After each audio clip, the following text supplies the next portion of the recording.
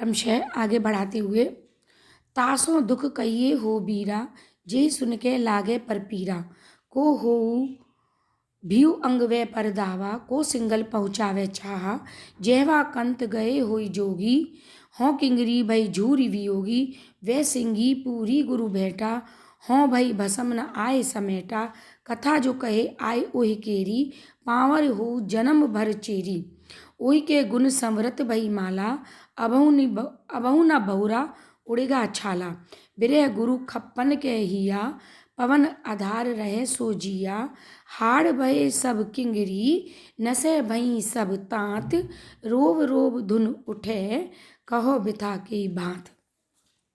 आगे नागमती कहती है, तासो दुख कहिए हो बीरा, हे बीरा, हे भाई, तासों मैं किससे अपने दुख को, अपने विरह को, अपनी पीड़ा को, अपने बिछो के व्यथा को किससे कहूँ।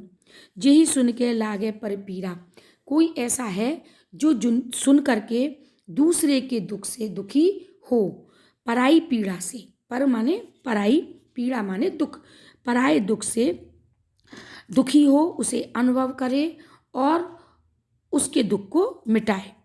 को होई भीउ अंग व परदाहा, कौन ऐसा भीम है जो अपने अंग पर सारे कष्टों को सहले, सारी पीड़ा को सहले, सारी परेशानियों को सहले, ऐसा कोई भीम नहीं है।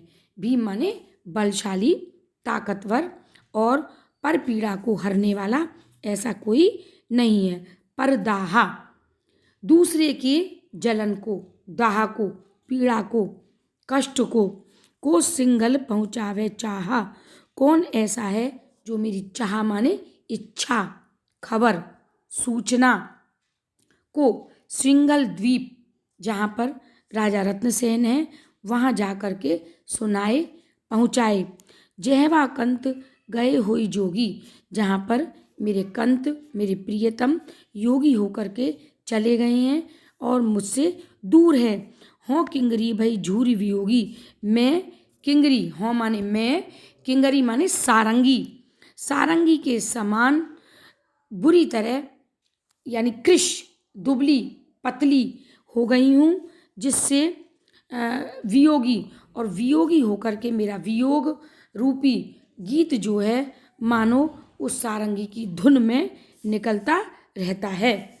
वह सिंगी पूरी गुरु भेटा, और वो सिंगी यानी वो सारंगी इस तरीके से बजती रहती है जैसे गुरु से उसकी भेंट हो गई हो, और मेरा शरीर जो है इस प्रकार से उस प्रियतम के नाम का, स्मरण का, प्रेम का जाप करता रहता है जैसे कब उस परमात्मा से मेरा मिलन होगा। गुरु से भेंट करने के पश्चात जिस प्रकार से पूर्ण मनुष्य जो है ज्ञानी होकर के अपने ध्यान को एक ही बिंदु पर या ज्ञान पर केंद्रित कर लेता है, उसी प्रकार से मेरा मन भी जो है वो प्रियतम में अटका रहता है। हों भई भसम न आई समेटा, और ऐसा लगता है मुझे कि मैं कहीं जल जल करके भस्म ना हो जाऊं, और भस्म होने के बाद में वो आकर के मुझे समेटेंगे या इकट्ठा करेंगे या नहीं। ऐसा नागमती राजा रत्नसेन के विषय में सोचती है। कथा जो कहे आई हुई केरी, पावर हुई जन्म भई चेरी, यदि कोई मेरे इस स्त्री प्रसंग को, कथा इस स्त्री प्रसंग को, इस मेरी विरह व्यथा की गाथा को जा करके रत्नसेन से कह दे तो मैं उसकी जन्म भर, चेरी माने दासी, उसकी दासी हो जाऊंगी जन्म भर, और मैं पावर हुई माने पैर की जूती बन करके रहूंगी, यानी उसकी सेविका बन करके, उसकी एहसानमंद बन करके मैं सदा रहूंगी, जो मेरी इस व्यथा को, मेरी पीड़ा को मेरे प्रियतम के पास पहुंचाने का कष्ट करेगा। वही के गुण संवृत भई माला, उसी के गुणों का गान करते हुए मैं एक एक गुण को माला के समान अपने हृदय में, अपनी जिह्वा से पिरोती रहती हूँ। अबहु न बहुरा उड़ गया छाला। और ऐसा ना हो कि मेरा जीव जो है वो ये करते करते उड़ जाए या निकल जाए या मेरी जीवन लीला समाप्त हो जाए। विरह गुरु खप्पन के हिया, ये विरह जो है मेरा गुरु बन गया है और ऐसा लगता है कि मेरा हृदय इस विरह को झेलते झेलते सहन करते करते कहीं नष्ट ना हो जाए। पवन आधार रहे सो जिया, क्योंकि अब मेरे जीवन का आधार एकमात्र पवन यानी सांसें ही रह गई हैं और पवन के सहारे से, सांसों के सहारे से ही मेरा जीवन अटका हुआ है। क्योंकि हाड़ भये सब किंगरी, मेरे शरीर की जो हड्डियां हैं वो सूख सूख करके सारंगी बन गई हैं और नसें भई सब तांत, और मेरे शरीर की नस नस जो है वो तांत माने उस सारंगी के तार हो गए हैं। रोव रोव धुन उठे, और जब मैं रोती हूँ तो वो तार हिलते हैं और मेरे हृदय से जो ध्वनि उठती है वो मानो उस सारंगी की, उस विरह व्यथा की आवाज़ होती है। कहों बिथा कई बात। और अब जो है मैं अपनी व्यथा को और किस प्रकार उस प्रियतम के पास, उस राजा रत्न सेन के पास पहुँचाऊँ ताकि वो मेरी पीड़ा को सुने। अब इसमें आध्यात्मिक अर्थ को थोड़ा मैं आपको बताती हूँ, बाकी आप इसे स्वयं करें और अपने शब्दों में इसकी व्याख्या आध्यात्मिक रूप से करने का प्रयास करें। कुछ मैं आपको समझाती हूँ। जैसे नागमती कहती है, तासो दुख कहिए हो बीरा, अब मेरी आत्मा को परमात्मा से बिछड़े हुए बहुत समय व्यतीत हो गया। मैं किस प्रकार, कैसे, किससे हे भाई मैं अपनी पीड़ा को कहूँ। जो ऐसी कौन सी मुक्त आत्मा है, जीवात्मा है जो वास्तव में इस संसार में मेरी ही तरह तड़फ रही है परमात्मा के मिलन के लिए, और अब उसको परमात्मा की प्राप्ति हो गई है तो वही मेरी पीड़ा को समझ सकती है। क्योंकि जाके पैर न फटी बिवाई, वो का जाने पीर पराई। तो वो मुक्त आत्मा, वो तड़पने वाली आत्मा ही मेरे इस समय, मेरे जीव की, मेरी आत्मा की, मेरे शरीर की, मेरे मन की, मेरे दिमाग की स्थिति को समझ सकती है। तो हे भाई, हे जीवात्मा, हे मुक्तात्मा, मैं किससे इस संसार में अपनी पीड़ा को कहूँ, और कौन ऐसा है जो मेरी पीड़ा को समझने का प्रयास करेगा, यानी परमात्मा से मेरा मिलन कराएगा। को होई भई अंग वह परदाहा, कौन ऐसा है केवल एक ईश्वर के सिवा जो मेरे इन जलते हुए अंगों को सांत्वना देगा, तसल्ली देगा, और जिस दाह में, जिस विरह में, जिस बिछोह में मेरे अंग, मेरा शरीर, मेरी आत्मा जल रही है उसे शांति प्रदान करेगा और मेरी बात को सिंघल द्वीप रूपी परमात्मा के घर तक, परमात्मा तक पहुंचाने का कार्य करेगा।